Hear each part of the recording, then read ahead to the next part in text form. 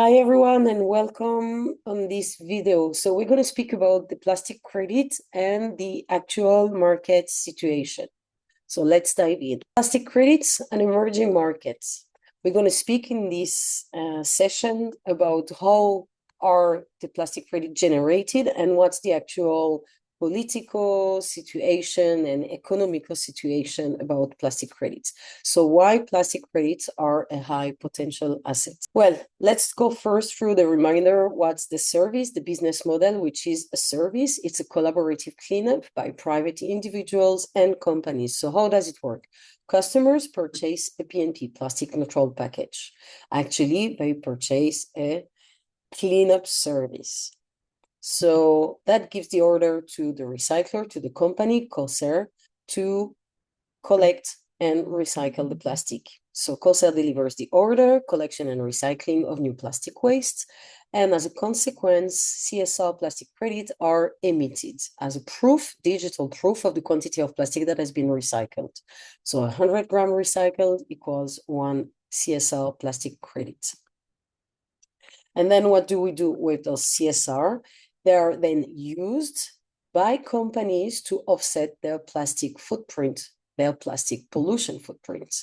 Okay, so individuals or companies will purchase an equal amount of plastic credits to the amount of plastic waste that has been put on the market. Once this is done, companies or individuals can then be entitled with a certificate, a plastic neutral certificate. So customers pay to clean up plastic pollution, which creates new plastic credit. We can order in advance with Amplivo to get a lower price. That's the point.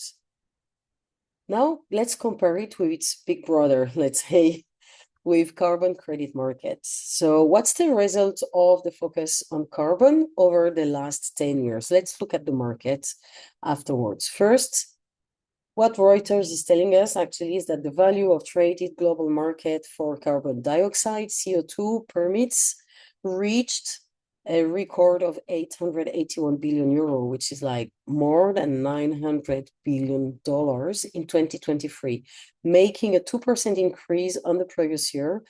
Analysts at LSEG said on Monday. That was earlier this year. So what does it mean actually? It means that there is a huge market when there is a focus on a problem and regulation come into forces, then the market rises because there is a need and the need is answered by mandatory actions. So in the footstep of the carbon credit market, we have the plastic credit market. Now let's look at this graph. It's about the carbon credit.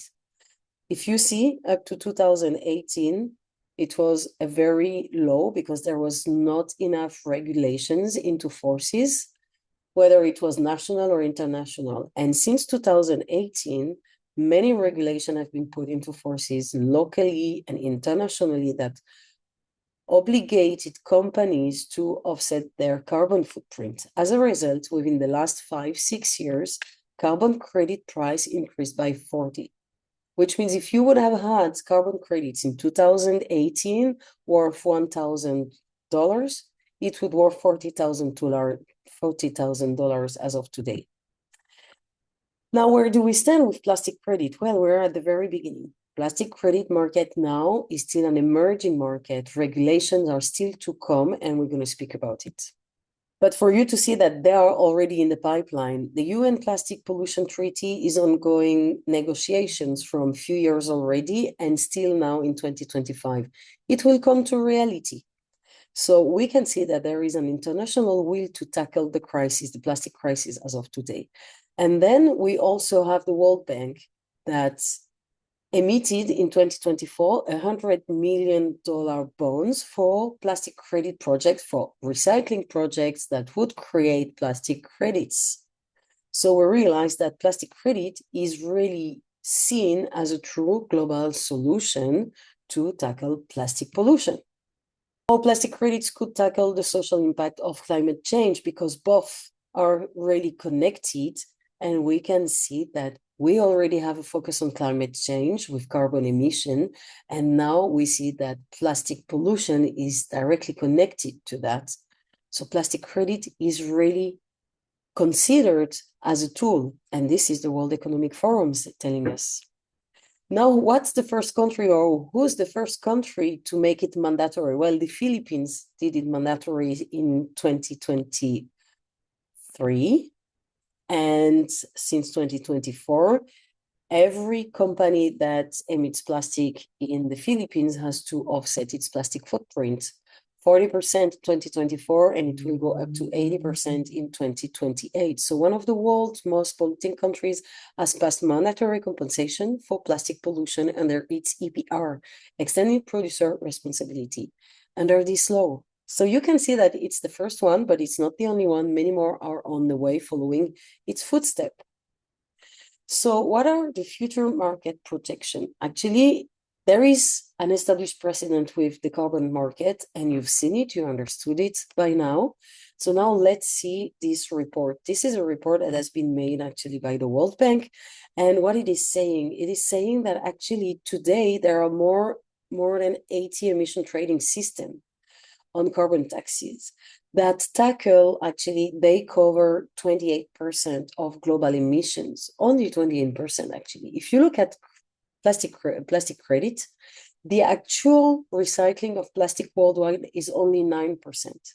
If we have laws that will become mandatory or coming into forces that will ask companies to offset their footprint, let's say even up to 40%, like the Philippines are doing, we are far, far beyond that number, far below that number, because as of today, only 9% of plastic is recycled. So it means that we need to have a lot of money, a lot of investment into recycling solutions. And if you look at this example again, this carbon credit is making plus $100 billion plus of revenue every year, which means that this money can then go into reinforcing carbon capturing, less emission. So it will be exactly the same for plastic credit. And if you look at the situation today with the numbers I've told you, you understand how important it is and what's the future of the plastic credit market.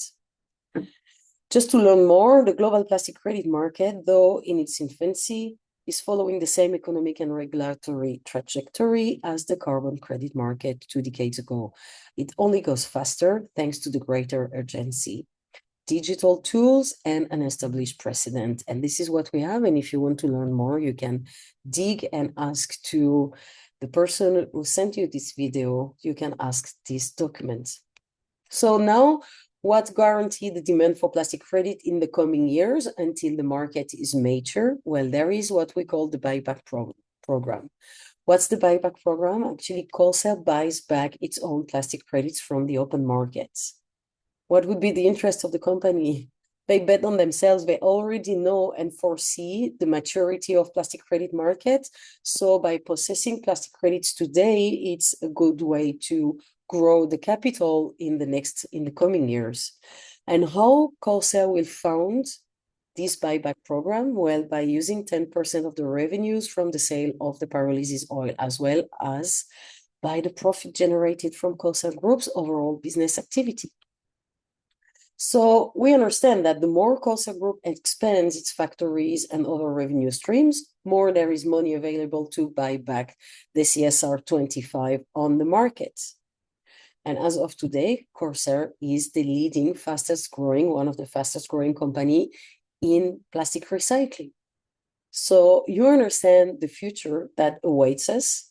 And I guess that by now you understood where you can stand and why it's interesting to step into the plastic credit markets. So you can choose your contribution. What is the amount of plastic that you want to recycle?